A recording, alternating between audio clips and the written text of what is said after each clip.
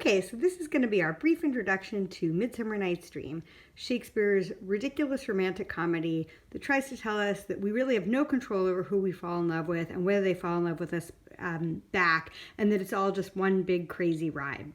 So the play starts supposedly in Athens, not because Shakespeare had been there or that there's anything particularly Athenian about it, but because it just sort of sounded romantic. And the first person that we meet is Duke Theseus, who is the man in charge of the entire area of Athens.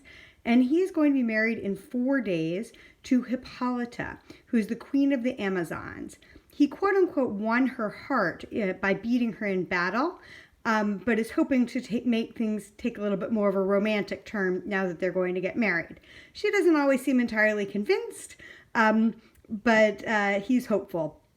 So once they're in the middle of their wedding planning, we enter the angry man Aegeus, who is the father of a woman named Hermia, who is involved in a very complicated sort of love square almost.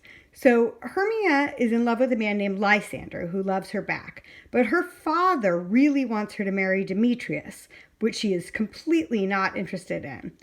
And this is made even more complicated in that her best friend, Helena, used to be engaged to Demetrius, but he dumped her when he first caught sight of Hermia.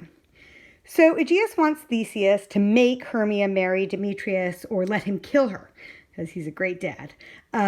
Theseus says, well, Hermia, that's the law. You can either marry Demetrius, or you can become a nun, or you can die, which is not a whole lot of great choices.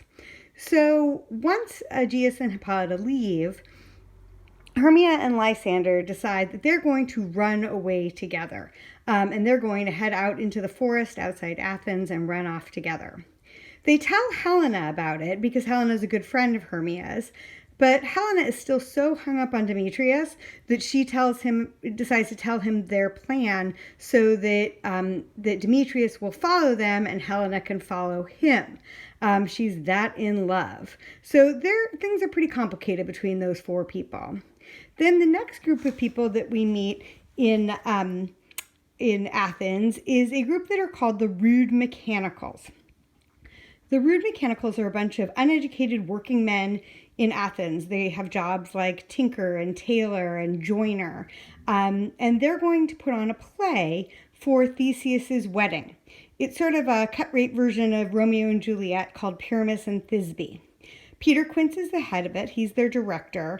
And his egotistical lead actor is the character whose name is Bottom.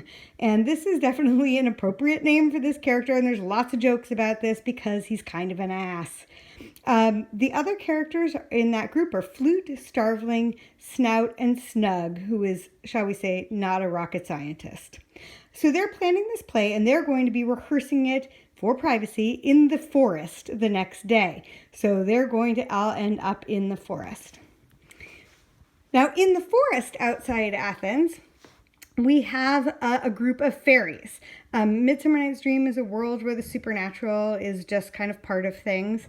And so the 2 king and queen of the fairies, Oberon and Titania, have come to the forest outside Athens to sort of bless the wedding of Theseus and Hippolyta, which they have each had an affair with, Oberon with Hippolyta and Titania with Theseus. So they are not really on the world's greatest terms at this point. And in addition, there's this funny plot point of a little Indian boy that Titania has adopted and that Oberon wants to have to be a page. It's just a plot point. The character has no lines in the play and kind of gets passed around almost like a toy. But that is supposedly the origin of their conflict. Oberon's attended by Robin Goodfellow, who is a puck. A puck is a kind of fairy, a household fairy that's sort of a troublemaker. So a puck is the kind of fairy you blame when things go wrong. If you spill something or the milk goes sour, you sit down in a chair and it falls over. It's all the puck's fault. But there's also sort of a legend that if you leave a little something out for the puck or do something nice for him, that he will help you out.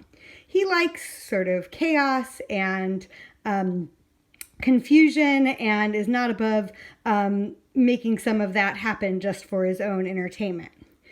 So that's where we are at the beginning of the play. We have three main plot lines. Okay, the four lovers, Lysander and Hermia, who are together, Demetrius, who loves Hermia, and Helena, who loves Demetrius, all of whom are going to end up in the forest the next night. The rude mechanicals, Peter Quince and his foolish group of actors, who are going to be putting on the play in the forest the next night as well.